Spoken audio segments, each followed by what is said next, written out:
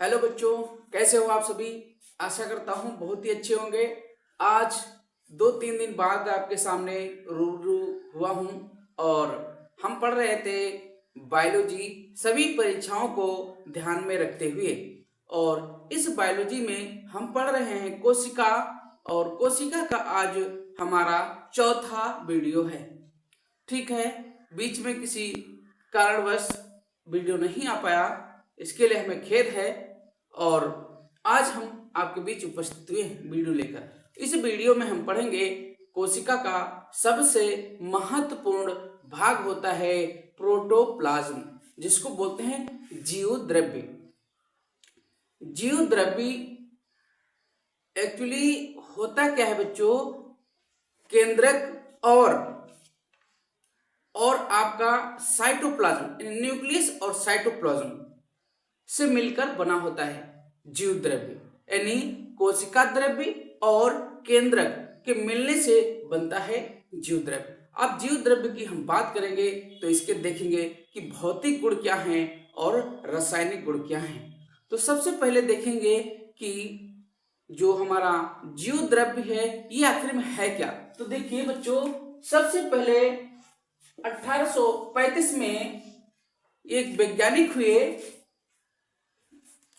इसको बोलते हैं दु जार्डिन। इन्होंने जो है इस जीव द्रव्य की खोज की। ठीक है, इसके बाद में एक वैज्ञानिक आए हैक्सले ने कहा कि जीव द्रव्य जीवन की भौतिक आधारशिला है। ठीक है बच्चों, और क्या कहा गया कि कोशिका का जो संपूर्ण जीवित पदार्थ है या जीवित जो भाग है वही क्या है, जीव द्रव्य यानी प्रोटोप्लाज्म है।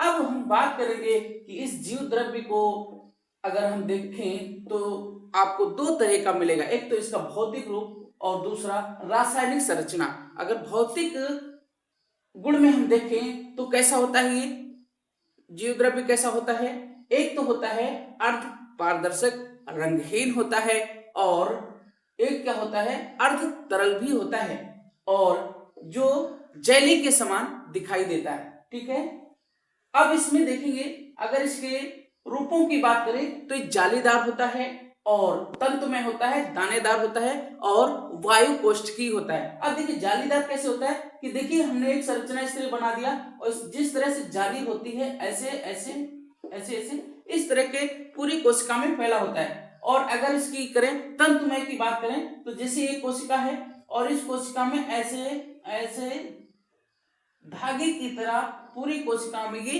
फैला होता है। इसकी बात करें कि जो दानेदार का मतलब ये होता है एक कोशिका होती है, इसमें ऐसे से जिस चीनी है इस तरह के खूब दाने होते हैं, मतलब खूब बिंदु जैसे होते हैं, दिखाई देता है ये। ठीक है, और ये वायु कोष्ठकी का मतलब कि बीच बीच में क्या होते हैं, इस तरह के कोष्ठक होते हैं, खाली जगह होती हैं। ठीक है, और आसपास ये छोटे भरा होता है। अब इसकी बात करेंगे रासायनिक संरचना की। रासायनिक संरचना में हम देखेंगे बच्चों कि इसमें लगभग 30 से ज्यादा तत्व मिलकर क्या करते हैं, एक जटिल मिश्रण बनाते हैं। और ये जो तत्व हैं, ये तत्व में सबसे ज्यादा क्या हो सकता है, कार्बन मिलेगा, हाइड्रोजन मिलेगा, ऑक्सीजन मिलेगा और नाइट्रोजन इसके प्रमुख तत्व हैं। ठीक है, अब बात करेंगे कि क्या है कि ये जो आपका जीव द्रव्य है ये कैसा है, इसमें जो इसके अलावा मतलब कार्बन, हाइड्रोजन, ऑक्सीजन और नाइट्रोजन, इसके अलावा अगर कुछ मिलता है आपको तो जल मिलता है, लिपिड्स मिलता है, और प्रोटीन मिलती है, और कार्बोहाइड्रेट मिलती है। इसके अलावा इसमें अकार्बनिक और कार्बनिक दोनों पदार्थ मिलते हैं। देखेंगे जैसे देखिए आप आरएनए और डीएनए।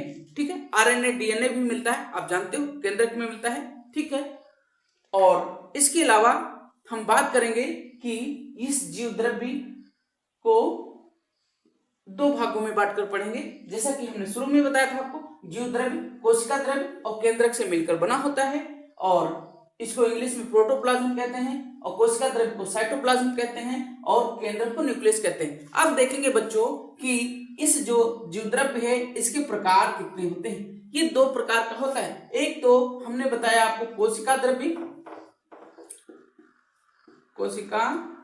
द्रव्य और दूसरा केंद्रक, केंद्रक। ठीक है, तो बस आज इतना ही।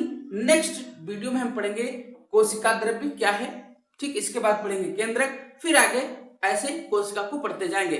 तो वीडियो कैसा लगा बच्चों, कमेंट करके जरूर बताइए। वीडियो यदि अच्छा लगा है तो इसे लाइक करिए, और अभी तक हमारे इस YouTube चैनल सम्मिलित शिक्षा को सब्सक्राइब नहीं किया है तो कर लीजिए, ठीक है, और अपने दोस्तों में भी लिंक को शेयर कर दीजिए। ये वीडियो आपके लिए रामबाण होने वाला है। क्यों? क्योंकि सभी परीक्षाओं को देखकर मैं आपके बीच में लेकर आ रहा हूँ, ठीक है। तो आपसे उम्मीद करता हूँ आप मेरा सहयोग करेंगे, और मिलते हैं नेक्स्ट वीडियो में एक नए टॉपिक के साथ, कोशिका द्रव्य। थैंक यू, धन्यवाद, जय हिंद बच्चों।